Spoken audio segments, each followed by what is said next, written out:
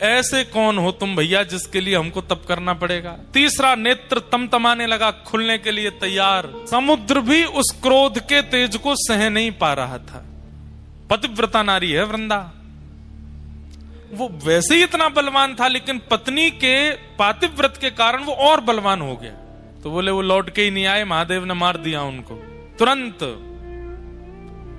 महादेव पर भी चढ़ाई कर दी, युद्ध करने लगा। ओ जीजा जी प्रणाम, साले साहब हैं हमारे, मेरे भैया।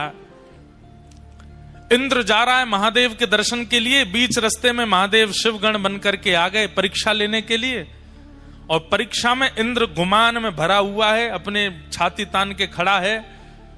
शिवगण ने पूछा, शिवगण तो नहीं थे, शिवजी थे, वो तुम कौन हो? तो इंद्र बोला मुझे नहीं जानते तुम? बोले हम तो नहीं जानते। ऐसा है सुनो, मेरे आंखों के आगे से चले जाओ और तप करो, तप करके कोई देवता प्रकट हो तो उससे पूछ लेना मैं कौन हूं, मैं अपना परिचय दूंगा तुमको। शिवगण बोले ऐसे कौन हो तुम भैया जिसके लिए हमको तप करना पड़ेगा? बोले वही तो, तप करके पता चलेगा कि मैं कौन हूं। अब सुनो, मेरा समय बर्बाद मत करो, सामने से हटो। यहां इंद्र जिद करने लगा आगे बढ़ने की। शिवगण बोले जब तक परिचय नहीं दोगे आगे नहीं जाने दूंगा। इंद्र बोला मुझे भी सौगंध है अपने स्वर्ग की कि मैं परिचय नहीं दूंगा अपना। शिवगण बोले मुझे भी अपने गणत्व की सौगंध है, मैं तुझे आगे नहीं जाने दूंगा जब तक तू बताएगा नहीं। बस यही कहा सुनी हो गई। जैसे ही इंद्र ने अपना अस्त्र निकाला और अस्त्र निकाल करके जैसे ही शिवगण के ऊपर प्रहार करने लगा, शिवगण तो अंतर ध्यान हो गया, साक्षात देवादिदेव क्रोध में प्रकट हो गए सामने। तीसरा नेत्र तमतमाने लगा, खुलने के लिए तैयार। इंद्र के हाथ पांव कांपे, ये क्या हुआ? ये शिवगण के रूप में साक्षात शिवजी आए थे। चरणों में दंडवत हो गया। शंकर जी बोले तुझे जीवित नहीं छोड़ूंगा मैं, इतना अभिमान अपनी पदवी का। अरे तू मेरे दर्शन क्या करेगा? तू मेरे गणों से ऐसा व्यवहार कर रहा है, तू मेरे दर्शन का अधिकारी है। तब इंद्र ने अपने गुरुदेव, इसीलिए गुरु होने जरूरी हैं। कई बार शिष्य की नैया डूब रही हो तो गुरु जी बचा लेते हैं। गुरु बृहस्पति ने महादेव से कहा, गुरुदेव हे देवादिदेव, ये तो सामान, आप तो जानते हैं इंद्र कैसा है, क्रोध मत कीजिए। 33 कोटि देवताओं के ऊपर इसका राज है, अगर इसे कुछ हो गया तो फिर स्वर्ग देव राजा विहीन हो जाएगा, दैत्य चढ़ाई कर देंगे। हे महादेव आप कृपा करो। तो महादेव का श्वास थोड़ी सी कम पड़ी और जैसे तैसे करके बोले गुरु की वजह से बच रहा है तू, नहीं तो आज तेरे प्राण पखेरु उड़ जाते। बृहस्पति बोले आप बस शांत हो जाओ, आप कुछ कहो मत।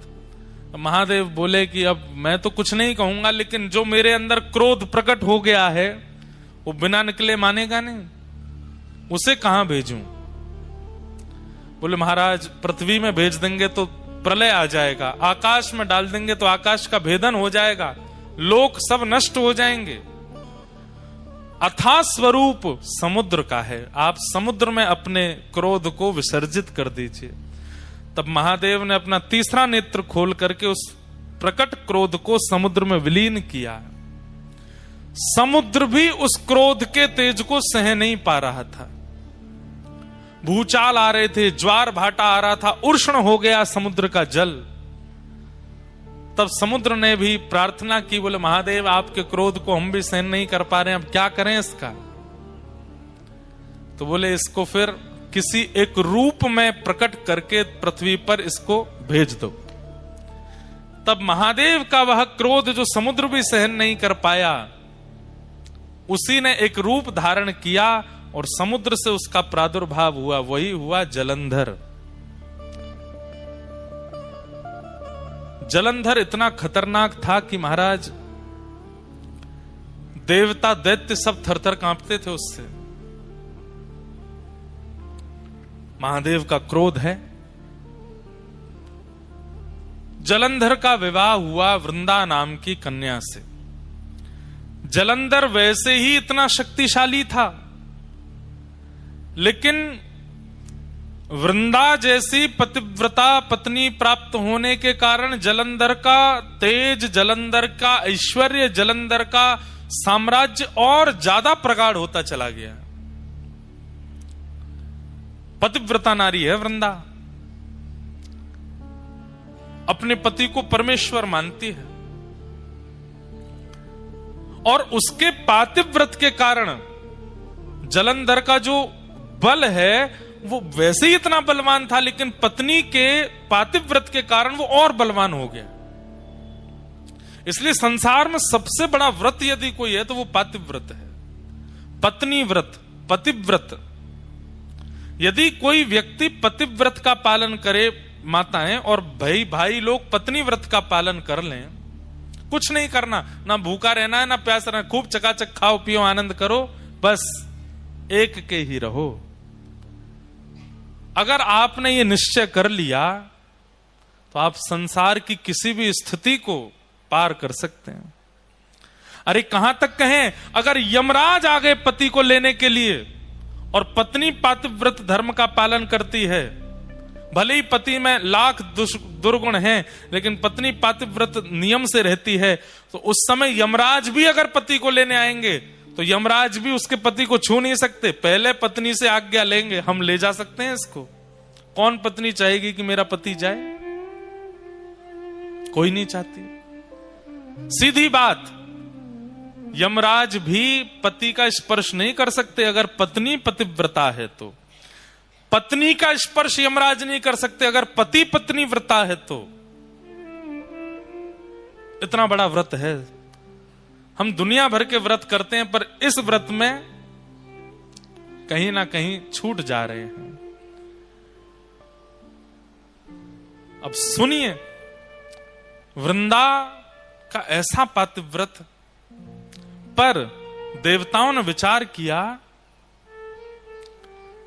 ये पतिव्रता है, ये बहुत अच्छी बात है, पर ये जानते हुए भी कि पति कितना दुष्ट है, फिर भी पत्नी पतिव्रता है। तो ब्रह्मा आदि देवताओं ने कहा कि भैया वृंदा अपने पतिव्रत का पालन नहीं तोड़ सकती।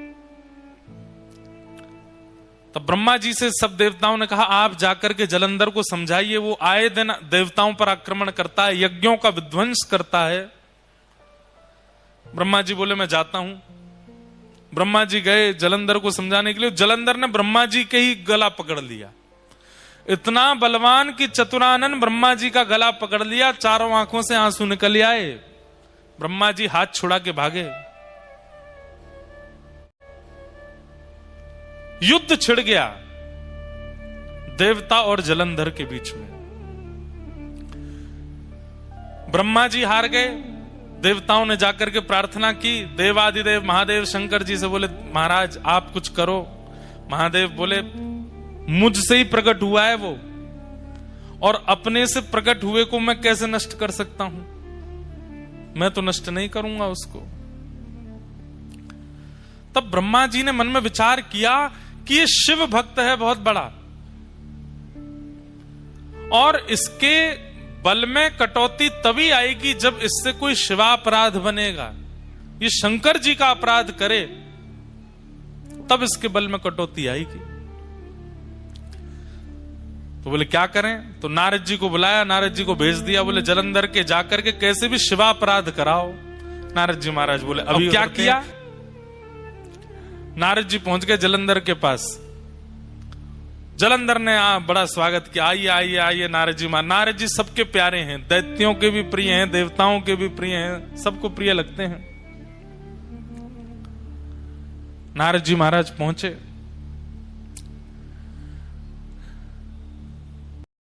नारद जी बोले और जलंधर सब आनंद मंगल? बोले भगवान सब आपकी कृपा है, देखिए ना मेरा दशों दिशाओं में कैसा यश हो रहा है। देवता थर थर कांपते हैं मेरे कारण। मैं स्वर्ग की ओर दृष्टि कर लेता हूं तो स्वर्ग में भूचाल आ जाता है। मैं चाह जाऊं तो समुद्र में लहरें नहीं आती। मैं चाह जाऊं तो सूर्य उदय नहीं होते। मैं चाह लूं तो 7 दिन तक चंद्रमा को प्रकाश देना पड़ता है, शीतलता देनी पड़ती है। आपकी कृपा से सब कुछ है भगवान, कोई कमी नहीं है मेरे पास में। नारद जी बोले नहीं, तुम्हारे पास सब कुछ है, बस एक नहीं है। बोले क्या? अति सुंदर पत्नी नहीं है तुम्हारे पास। जलंधर बोला, अरे मेरी पत्नी वृंदा, आपने देखा नहीं उसको, कितनी सुंदर है। बोले ठीक है, सुंदर है तुम्हारी वृंदा पत्नी, पर इससे भी लाख गुना ज्यादा सुंदर एक है, वो तुम्हारे पास नहीं है।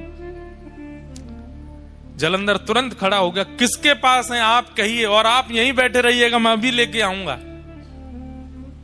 बोले देव आदिदेव महादेव के बगल में विराजमान श्री पार्वती जी, वो हैं सबसे सुंदर। जलंधर पहले तो रुक गया, वे तो मेरे इष्ट हैं, मुझे उन्होंने प्रकट किया है,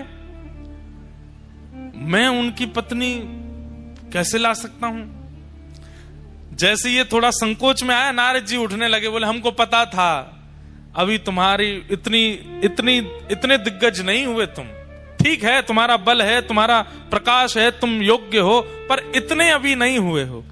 नहीं नहीं नहीं नहीं, आप रुकिए, बैठिए, मेरे इष्ट हैं तो क्या हुआ, सब पर विजय प्राप्त कर ली, अब इष्ट पर ही विजय प्राप्त करूंगा। और तुरंत महाराज अपनी तलवार सेना लेकर के सीधा, सबसे पहले तो उसने शुंभ निशुंभ को भेजा, जाओ जाकर के महादेव से कह दो मैं उनकी बड़ी प्रार्थना करता हूं, मैं उनको बहुत मानता हूं, मुझे युद्ध नहीं करना, वे मेरे राजी राजी अपनी पत्नी मुझे हवाले कर दें, मैं युद्ध नहीं करूंगा। शुंभ निशुंभ गए, प्रतीक्षा करता रहा, 5-6 दिन हो गए, पूछा, बोले भैया कहां है हमारे वो दोनों गण गए थे, तो बोले वो लौट के ही नहीं आए, महादेव ने मार दिया उनको। अच्छा, इसका मतलब ये भयभीत नहीं है मेरे प्रकोप से, मेरे बल से, मुझे बताना पड़ेगा। और तुरंत महादेव पर भी चढ़ाई कर दी, युद्ध करने लगा, महादेव से युद्ध करने लगा। है तो स्वयं महादेव का ही तेज, महादेव का ही क्रोध। अब यहां महादेव के अंदर भी क्रोध है, और वह क्रोध किससे लड़ रहा है? अपने ही उतने ही बलशाली क्रोध से लड़ रहा है। जितना बल, जितना पराक्रम, जितना तेज, जितना योग्य महादेव का क्रोध है, उतना ही योग्य तो वह भी है, क्योंकि वो वही तो है जिससे वो लड़ रहे हैं। महादेव लड़ते लड़ते बोले भैया ये हमारा क्रोध ही तो है, दोनों 100 नंबर के ही हैं, हमारे अंदर जो क्रोध है और ये वही एक ही बात है, ये 1% भी कम हो तो इससे युद्ध किया जाए, ये पूर्ण परिपूर्ण वही है जो मेरे अंदर क्रोध है। तब सब देवता बोले अब तो एक ही उपाय है। बोले क्या? नारायण के पास चलो। तब शंख चक्र गदा पद्मधारी नारायण के पास गए और कहा भगवान अब आपको युद्ध भूमि में आना पड़ेगा, आप ही इसका नाश कर सकते हो, ब्रह्मा जी भी कर चुके, महादेव तो कर ही रहे हैं, अब आप और आओ। नारायण बोले अभी आते। शंख चक्र गदा पद्म धारण करके चतुर्भुज रूपधारी जैसे ही नारायण प्रकट हुए, जलंधर ने जैसे ही नारायण भगवान का दर्शन किया, तुरंत अस्त्र शस्त्र छोड़ दिए, चरणों में गिर गया, बोले जय हो जीजा जी प्रणाम। भगवान बोले ये क्या बोला? अब हमारे ठाकुर जी तो बड़े करुणा अवतार हैं, जैसे ही जीजा जी कहा ठाकुर जी ने तो अस्त्र शस्त्र अंतर ध्यान कर दिए। बोले भैया सब देवताओं क्षमा करो। बोले क्यों? साले साहब हैं हमारे। पर स्वयं भगवान ही बोले ए जलंधर तू हमको जीजा बोला क्यों, पहले ये तो बता। महादेव का जब क्रोध प्रकट हुआ इंद्र के ऊपर, और जब वह क्रोध इंद्र पर ना डाल पाए तो कहां भेजा उस क्रोध को? बोले समुद्र में। और आपकी पत्नी लक्ष्मी जी कहां से प्रकट हुई है? बोले समुद्र से। तो इस नाते में भैया हुआ ना उनका, आप मेरे जीजाजी हो गए। नारायण भगवान बोले भाई बढ़िया संबंध निकाला। देवताओं से कहा भैया आई एम सॉरी, अब इसको नहीं मारेंगे हम, ये तो हमारा साला है। अच्छा उसने जीजाजी कहकर के प्रणाम जो किया तो लक्ष्मी भी प्रकट हो गई। अरे मेरे भैया, देवता तो बड़े भयभीत हो गए, बोले कि भाई अब क्या होगा। तुरंत ले गए नारायण भगवान को अपने घर में जाकर के स्थापित कर दिया। जलंधर ने पत्नी से कहा, देवी तुम नित्य मेरी आराधना करती हो, अपना पातिव्रत धर्म का पालन करती हो, अब उसमें इनकी भी आराधना करो। अब जलंधर की स्थिति हो गई, वो और ज्यादा बलशाली हो गया। क्यों? नारायण कृपा हो गई उसके ऊपर। सब देवता बोले, भैया सब प्रकार के तरीके अपना लिए, कोई काम नहीं आया। तब देवताओं ने भगवान की स्तुति गाई और कहा, भगवान अगर इसका नाश नहीं हुआ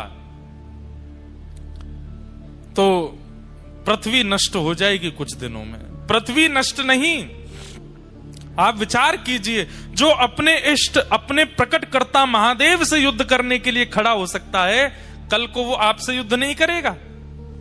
अरे इसका बल जितना बढ़ता चला जाएगा, ये उतना ही अपने आप को श्रेष्ठ मानता हुआ सब पर हावी हो जाएगा और एक दिन भगवान पदवी प्राप्त करने के लिए भी कुछ भी कर बैठेगा।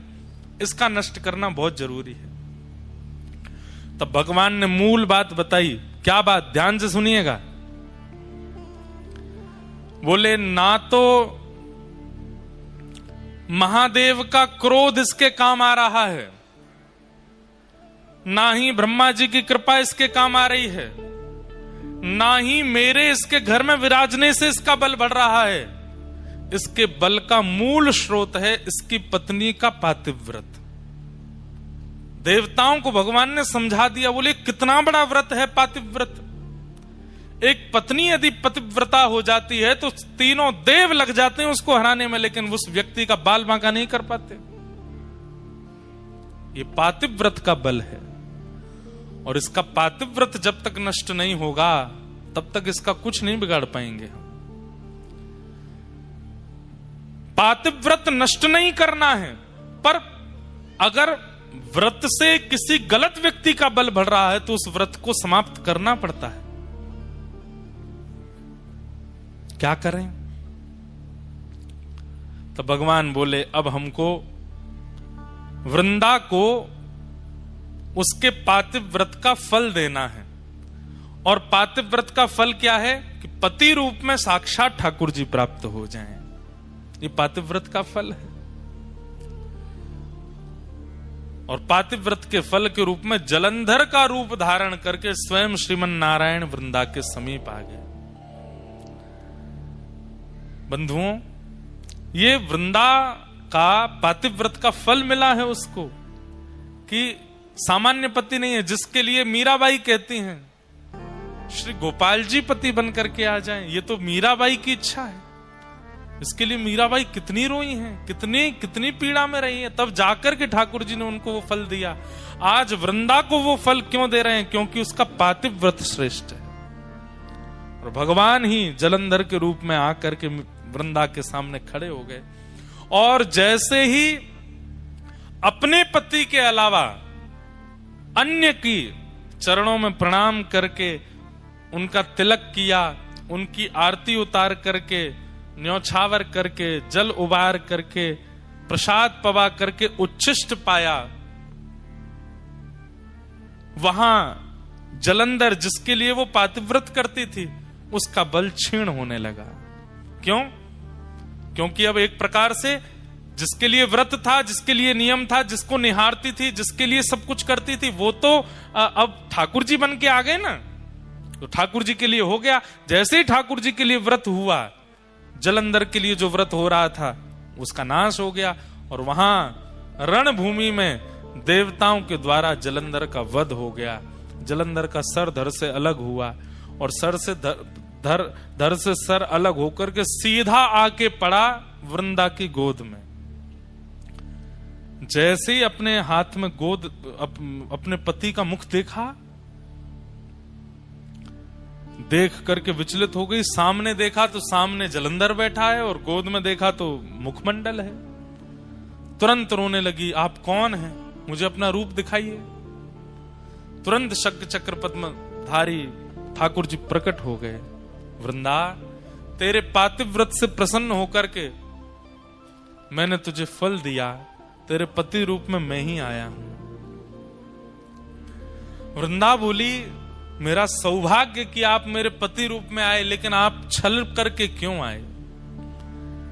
आप अपने वास्तविक रूप में आकर के मुझे स्वीकार कर लेते। मेरे पति का रूप धारण करके आपने मेरे पातिव्रत को नष्ट क्यों किया? ठाकुर जी बोले, अगर हम वास्तविक रूप में आते तो तुम इतनी बड़ी पतिव्रता हो कि हमको स्वीकार ही नहीं करती, इसलिए हमको तुम्हारे पति का रूप धारण करके आना पड़ा। और सही बात, मूल बात तो यह है वृंदा, तुम्हारे पातिव्रत के कारण तुम्हारे पति का बल इतना प्रकट हो चुका था कि वो पूरे पृथ्वी का, पूरे ब्रह्मांड का नाश कर देता, इसलिए तुम्हारा पातिव्रत टूटना बहुत आवश्यक था। वृंदा बोली, आपने मेरा पातिव्रत नष्ट कर दिया। बोले जी, अब मैं आपको श्राप देती हूं। क्या? आप पत्थर बन जाओ, आप एक शिला का रूप धारण कर लो।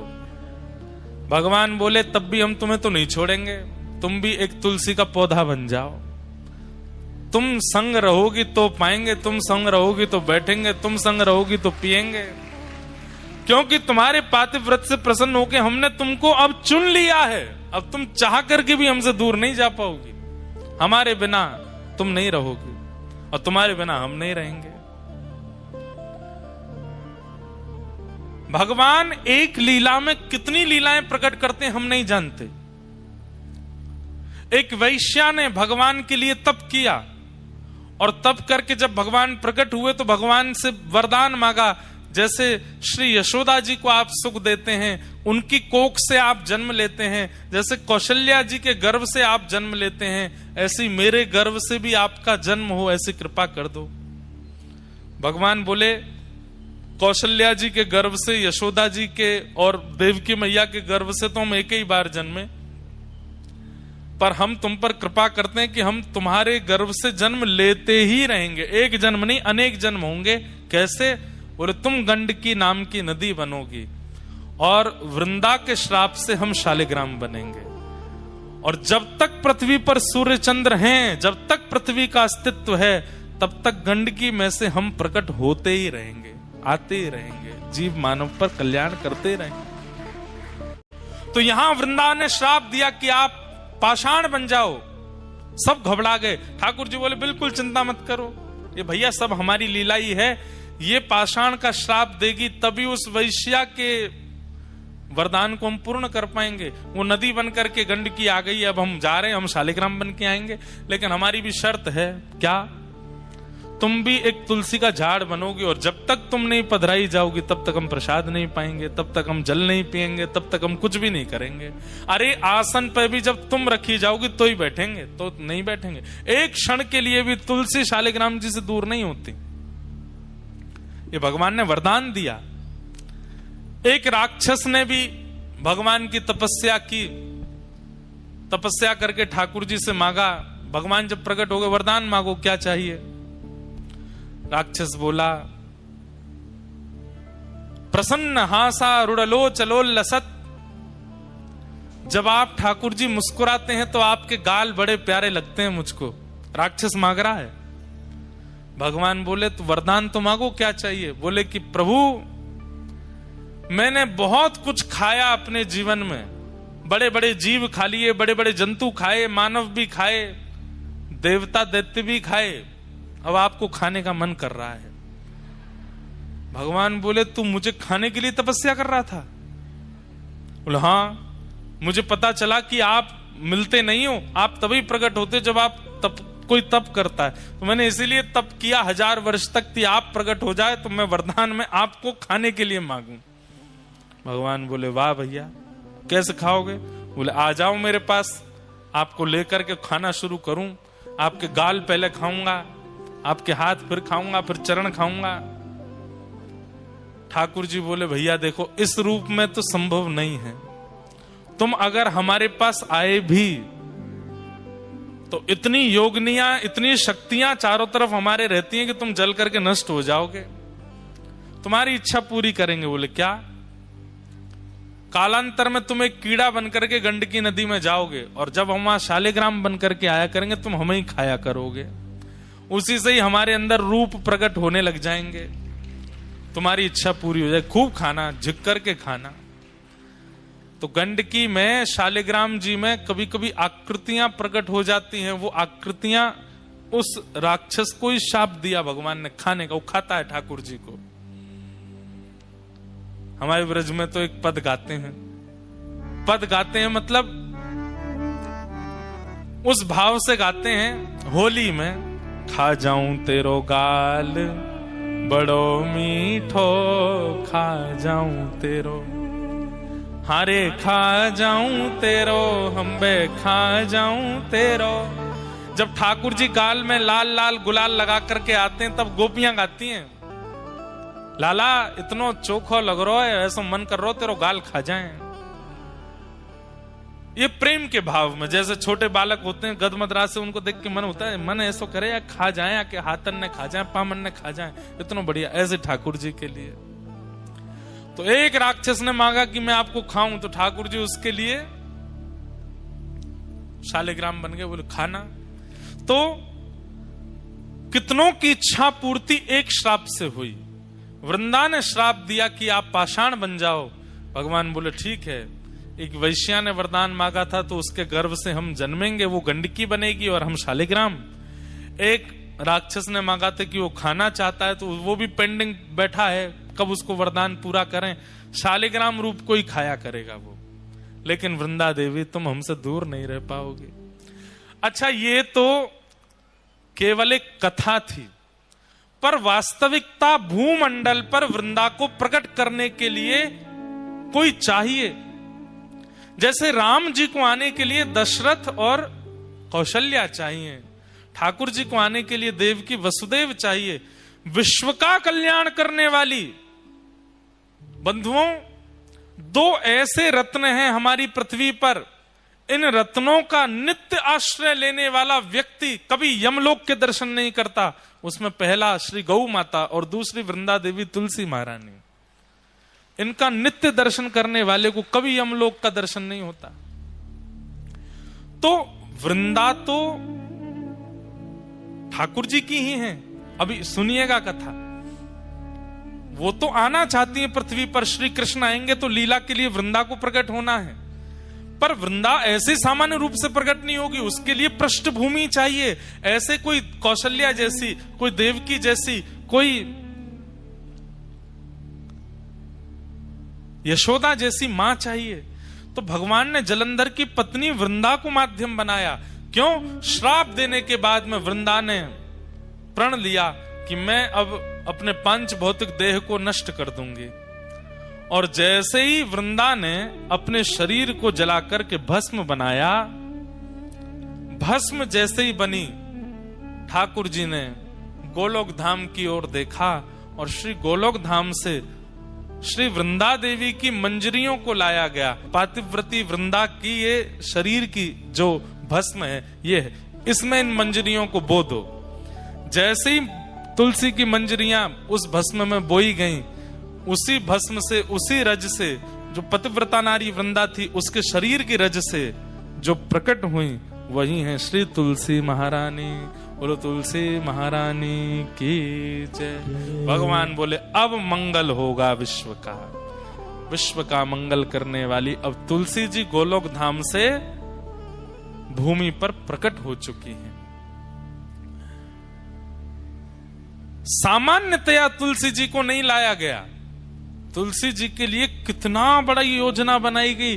बोले अखंड पतिव्रता नारी होगी, उसके कोख से तुलसी जी प्रकट होंगी। पर तुलसी जी क्योंकि एक वृक्ष के रूप में प्रकट होने वाली हैं, तो इनके लिए कोख क्या है? रज। कोख क्या है? मिट्टी। और वो कैसे बने? बोले पतिव्रता नारी जब अपने शरीर का त्याग करके रज बन जाएगी तो उससे प्रकट होंगी तुलसी।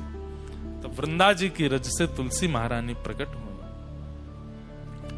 और तभी देवी देवता प्रकट हो गए। क्यों? नारायण भगवान तो धीरे धीरे पाषाण बन गए, शालिग्राम बन गए, और यहां वृंदा महारानी तुलसी जी के रूप में प्रकट हो गई।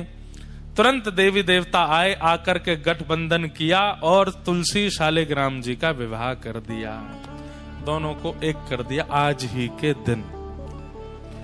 इसलिए आज तुलसी शालिग्राम विवाह महोत्सव भी है, तुलसी शालिग्राम जन्म महोत्सव भी है। आज शालिग्राम जी की जन्म तिथि भी है, तुलसी जी की जन्म तिथि भी आज ही के दिन प्रकट हुई है, आज ही के दिन इनका प्रादुर्भाव हुआ है। ऐसी वृंदा महारानी तुलसी महारानी को हम बारंबार प्रणाम करते हैं, शालिग्राम प्रभु को हम बारंबार वंदन करते हैं।